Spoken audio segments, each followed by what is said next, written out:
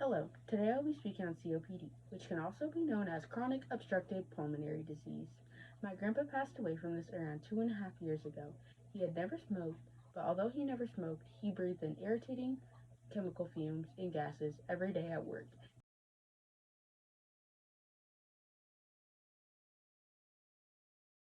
Now, what is COPD? COPD is a lung disease that causes obstructive airflow. Symptoms include trouble breathing and wheezing. It is typically caused by irritating gases and chemical fumes, but also can be caused by cigarette smoke. What happens in the body when having COPD? COPD usually affects the respiratory system, specifically the airways and the lungs. The airways and the tiny sacs in the lungs lose their ability to stretch and shrink back. The walls between the air sacs are destroyed, and they become thicker and more swollen.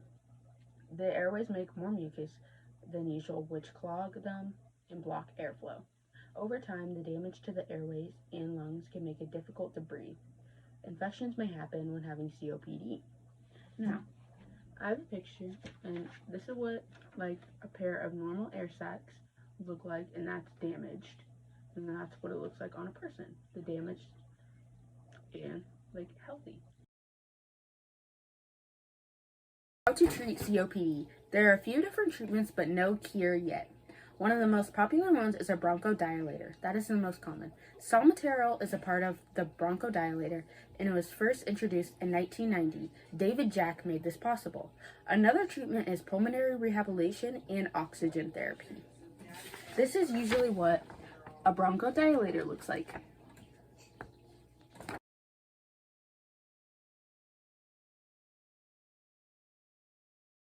Diagnosing COPD. There are many tests you can do with your local healthcare provider, such as lung and breathing tests.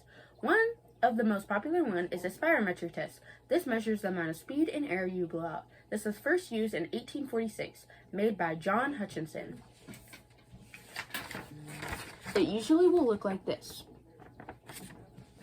Another test you can take is the Alpha-1 test. This tests for AAT deficiency. You can also get CT scans and x-rays. The CT scans and x-rays usually test to see how serious your COPD is.